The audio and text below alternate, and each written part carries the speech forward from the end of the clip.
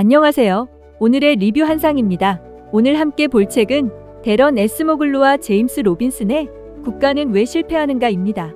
이 책은 아주 단순하면서도 불편한 질문 하나에서 시작합니다. 왜 어떤 국가는 계속 부유해지고 왜 어떤 국가는 계속 가난한가? 우리는 이 질문을 들을 때 대개 익숙한 답을 떠올립니다. 기후가 나빠서, 지리가 불리해서, 문화가 게을러서, 교육 수준이 낮아서, 지도자가 무능해서. 하지만 이 책은 이 모든 설명을 정면으로 부정합니다.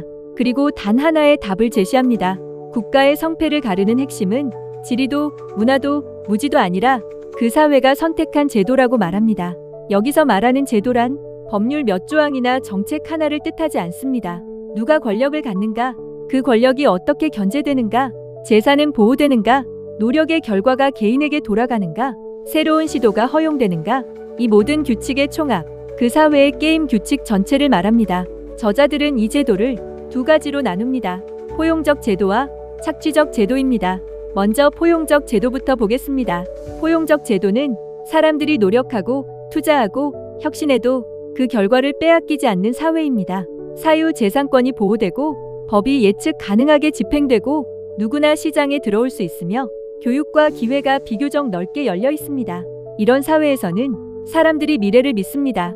공부해도 헛되지 않고 기술을 개발해도 빼앗기지 않고 새로운 사업을 시작해도 처벌이 아니라 보상을 기대할 수 있습니다. 그래서 사람들은 교육에 투자하고 기술을 발전시키고 새로운 아이디어를 시험합니다. 이게 바로 지속적인 성장의 토대입니다. 반대로 착취적 제도는 소수 엘리트가 정치 권력을 독점하고 그 권력을 이용해 다수의 부를 수탈하는 구조입니다. 재산권은 불안정하고 규칙은 자주 바뀌며 규제는 선택적으로 적용됩니다. 이런 사회에서 사람들은 금방 배웁니다. 열심히 해도 소용없다는 것, 성공하면 오히려 위험해진다는 것, 혁신은 기회가 아니라 위협이라는 것. 그 순간부터 사회 전체의 동력이 꺼집니다. 여기서 중요한 점은 경제제도는 정치제도 위에서만 작동한다는 사실입니다. 아무리 경제 규칙을 잘 만들어도 정치 권력이 소수에게 집중되어 있으면 그 규칙은 언제든 바뀔 수 있습니다. 그래서 저자들은 포용적 정치 제도를 강조합니다. 포용적 정치 제도는 두 가지 요소를 동시에 갖습니다. 첫째는 다원주의입니다. 여러 집단이 정치에 참여하고 권력이 분산되어 서로 견제하는 구조입니다. 둘째는 국가 역량입니다. 법을 집행하고 질서를 유지하며 공공 서비스를 제공할 수 있는 행정적 능력입니다. 이 둘 중 하나라도 없으면 제도는 쉽게 무너집니다. 다원주의만 있고 국가 역량이 없으면 무정부 상태로 흐르기 쉽고 국가 역량만 있고 다원주의가 없으면 권력은 착취로 기웁니다. 이제 저자들은 국가 발전을 설명해온 기존의 세 가지 가설을 반박합니다. 첫 번째는 지리 가설입니다. 기후가 더워서 가난하다. 열대병이 많아서 발전하지 못한다. 토양이 척박해서 생산성이 낮다. 그럴듯해 보입니다. 하지만 저자들은 미국과 멕시코 국경의 도시 노갈레스를 예로 듭니다. 노갈레스는 같은 기후, 같은 지형, 비슷한 생활 환경을 공유합니다. 그런데 국경을 기준으로 사람들의 삶은 완전히 갈립니다. 미국 쪽 노갈레스는 소득이 높고 교육과 의료 접근성이 좋으며 행정과 치안이 비교적 안정적입니다. 멕시코 쪽 노갈레스는 상대적으로 가난하고 불안정과 위험에 더 많이 노출됩니다. 지리가 같으면 결과도 같아야 합니다. 하지만 현실은 그렇지 않습니다. 차이를 만든 것은 기후가 아니라 제도였습니다. 재산권이 어떻게 보호되는지, 법이 얼마나 공정하게 집행되는지, 정치 권력은 어떻게 견제되는지, 이 차이가 사람들의 선택을 바꾸고 그 선택이 도시의 미래를 바꿉니다. 두 번째는 문화 가설입니다. 특정 종교나 가치관이 근면함과 저축을 장려해 번영을 이끈다는 주장입니다. 하지만 이 설명도 결정적인 반례 앞에서 흔들립니다. 남한과 북한입니다. 같은 언어, 같은 역사, 같은 문화를 공유하던 사람들이 서로 다른 제도를 선택한 뒤 불과 수십 년 만에 전혀 다른 삶을 살게 되었습니다. 문화는 크게 바뀌지 않았지만 제도는 완전히 달랐습니다. 결과는 설명이 필요 없을 정도입니다. 세 번째는 무지 가설입니다. 지도자들이 경제를 몰라서 나라가 실패했다는 설명입니다. 이 책은 이 가설을 가장 날카롭게 비판합니다. 많은 엘리트들은 방법을 몰라서가 아니라 알면서도 성장을 막는다고 말합니다.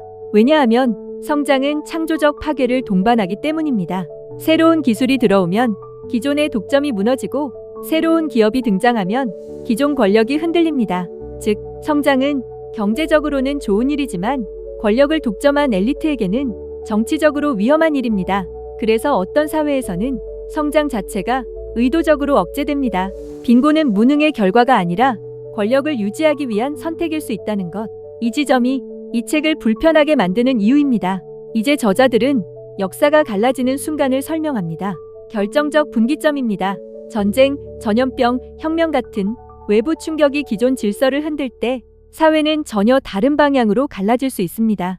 대표적인 사례가 14세기 유럽의 흑사병입니다. 인구의 3분의 1이 사라지자 노동력은 희소해졌습니다. 서유럽에서는 농민의 협상력이 커졌고 농노제가 해체되는 방향으로 나아갔습니다. 반면 동유럽에서는 지주들이 결집해 농민을 더 강하게 억압했고 착취 구조가 강화되었습니다. 같은 충격, 다른 선택, 그 결과는 수백 년의 격차로 이어졌습니다.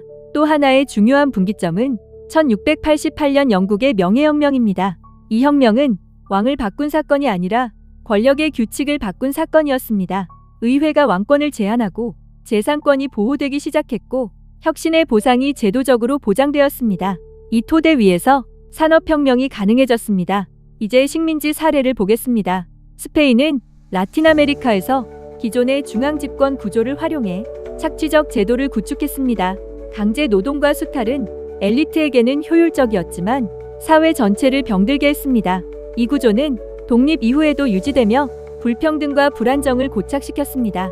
반면 북아메리카에서는 사람을 붙잡기 위해 토지와 정치 참여를 제공할 수밖에 없었습니다. 의도하지 않았지만 포용적 제도가 형성되었고 그 제도가 장기적인 번영의 토대가 되었습니다. 하지만 포용적 제도도 영원하지 않습니다. 베네치아의 사례가 이를 보여줍니다. 한때 혁신과 유동성의 상징이던 베네치아는 기득권이 정치와 경제의 문을 닫는 순간 혁신을 잃고 쇠퇴했습니다. 번영은 언제든 스스로를 배반할 수 있습니다. 저자들은 착취적 제도 아래에서도 일시적 성장은 가능하다고 말합니다. 소련과 중국의 사례가 그렇습니다. 하지만 이런 성장은 기존 자원의 재배치에 의존하며 근본적 혁신이 부족해 결국 한계에 부딪힙니다. 마지막으로 이 책은 말합니다. 제도는 운명이 아니다. 하지만 제도를 바꾸는 일은 쉽지도 빠르지도 않다. 권력은 분산되어야 하고 견제되어야 하며 새로운 아이디어가 기득권을 흔들 수 있는 공간이 열려 있어야 한다. 이 질문을 남기며 마치겠습니다. 여러분이 사는 사회는 노력하면 보상이 돌아오는 구조입니까?